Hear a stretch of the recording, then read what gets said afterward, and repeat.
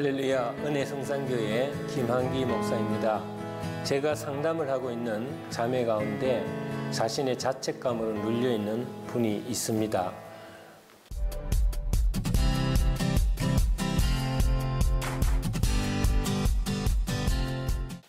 이 자매는 어떻게 보면 정신적으로 기분장애를 가지고 있는 사람처럼 어떨 때는 아주 밝고 명랑하여 얘기도 곧 잘하고 사람들의 관계도 원만하다가 주기적으로 한동안 얼굴이 어두워지고 우울해지면서 사람과의 관계도 단절될 때가 있습니다. 그래서 상담을 하면서 알아낸 바로는 이 자매가 즐겨 읽는 자아파쇄나 회개에 대한 영성에 대한 책을 많이 본다는 사실을 알게 되었습니다.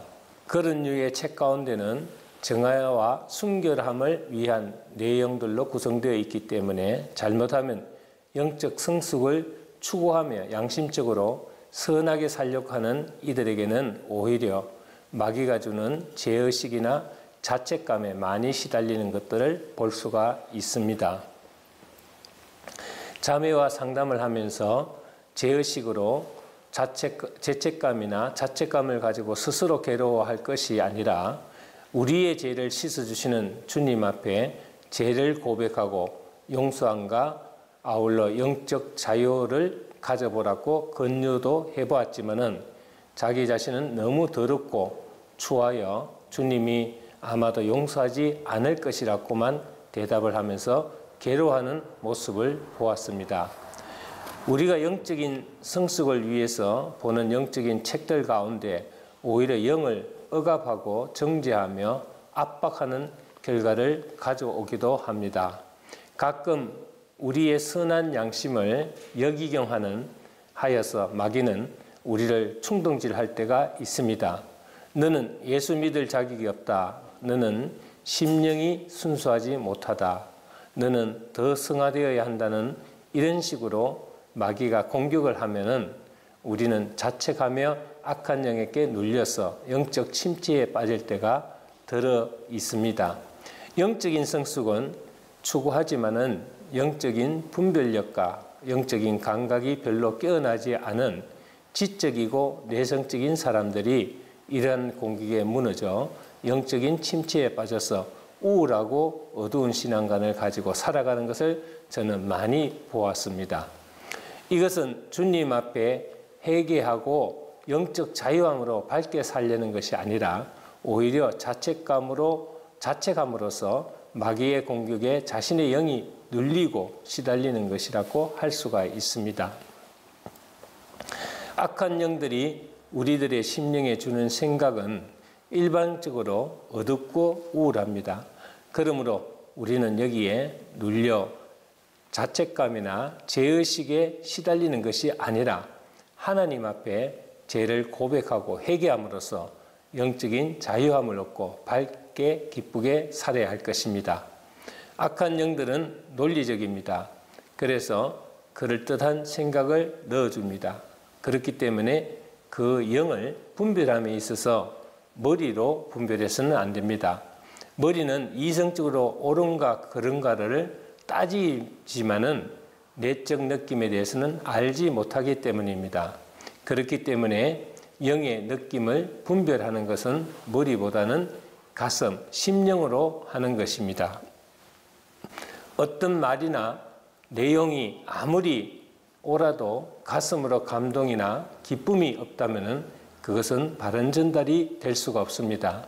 이처럼 심령으로 가슴으로 영을 느끼고 분별해야 하기 때문에 지식적인 그리스도인들은 영의 분별에 대해서 무지할 때가 있습니다. 그들은 자신이 아는 것이 많다고 생각하지만은 실제의 삶에서는 별로 자유함이 없는 부자유한 삶 속에 살고 있는 것을 볼 수가 있습니다. 그들은 열심히 영적 생활을 추구하고 있지만은 대체로 어둡고 우울한 가운데 신앙생활을 영위하는 것을 알 수 있습니다. 이것은 자유한 영이 아닙니다. 서울 모 교회의 부흥에서 어느 권사님의 눈물 젖은 자신의 삶에 대한 간증을 들은 적이 있었습니다. 피 근사님은 교회에서나 동네에서 소문난 효자입니다. 치매에 걸린 시어머니를 지극정성으로 모셨고 매주일마다 교회에 모셔 나오기 위해서 씻기고 치장하여 휠체어로 시어머니를 모셔와서 예배도 참석하는 그런 며느리였습니다. 그러나 장기간 6년이나 그렇게 하다 보니 영육간에 지쳐버렸다고 합니다. 치매 노인이라 그런지 며느리께 욕도 심하게 하고 금방 식사를 하고도 배고프다고 고래고래 고함을 지르면서 밥 달라고 합니다. 또한 똥오줌도 못 가릴 때가 허다하다고 했습니다. 며느리 되는 피 근사는 처음에는 신앙적인 결단 아래 기쁘게 헌신적으로 했으나 얼마 가지 않아서 자신의 믿음이 동나고 한계사항에 도달한 것입니다. 그때부터 심령의 한 구석에서 마귀의 음성이 들려왔다고 합니다. 네가 아무리 잘해도 다 소용없다. 헛수고하지 말고 양로원에 보내라. 그러다가 또 어떨 때는 너무 불쌍하지 않느냐. 너는 그렇게 사랑이 없느냐. 하여튼 혼란스러울 정도로 마음이 어수선했다고 합니다. 그렇습니다. 악한 영이 우리에게 사항에 맞게 그럴듯한 생각과 감정을 우리 안에 넣어줄 때 우리는 그것을 분별하기가 그리 쉬운 일은 아닙니다. 그것은 그들이 주는 생각과 감정이 그 당시 상황과 딱 맞게 떨어지고 정확하게 나의 입장을 대변하기 때문에 논리적으로 이것을 분별하고 파악하기가 어렵습니다. 이것은 우리의 머리로가 아니라 영으로 분별해야 합니다. 피근사는 날이 갈수록 더 정세가 악화되고 힘도 더 강해져서 며느리께 반발하는 강도도 더 심해졌다고 합니다. 그래서 고민 끝에 힘을 약화시켜서 돌보기 위한 수단으로 하루 3끼 꼬박 주던 식사를 2끼로 줄였다고 합니다. 그러고 보니 정말로 힘이 빠지면서 돌보기가 훨씬 수월해졌다고 합니다. 그런데 어느 날 그렇게 하다 보니 하루 1끼로 줄어들게 되었다고 합니다. 이것을 눈치챈 남편과 친척들이 피근사를 무자비하게 공격하기 시작했습니다. 그래서 결국 양로원으로 모시게 되었고 양로원에 가신 지 6개월 만에 시어머니는 소천하고 말았습니다. 문제는 그 다음입니다. 초상을 치른 뒤 피근사는 자책감으로 시어머니는 내가 죽였다. 양로원에 보내지 않고 6개월만 더 잘 모셨더라면 하는 생각과 후회가 괴롭혀서 불면증에 시달리고 마음도 우울해서 한동안 본인이 그런 생각을 했다고 합니다. 나 같은 사람이 교회를 나가면 못하고 나 같은 사람이 근사롭고 다 거짓이야 하면서 한동안 교회도 불출석하면서 괴로운 나날을 보내다가 어느 목사님께서 주님 앞에 회개하고 영적인 자유함을 얻으세요 하는 권면의 말씀에 따라서 기도하면서 다시 영적인 자유함과 기쁨을 찾았다면서 기뻐하는 모습으로 간증하는 것을 보았습니다. 그렇습니다. 자책감으로는 영적인 자유와 기쁨을 찾을 수가 없습니다. 자책감은 오히려 영적인 우울함과 어두움으로 마귀를 불러들이는 계기가 될 뿐입니다. 그러나 주님 앞에 회개는 우리의 신앙 고백입니다. 그리고 자유와 영적인 평안과 기쁨이 있습니다.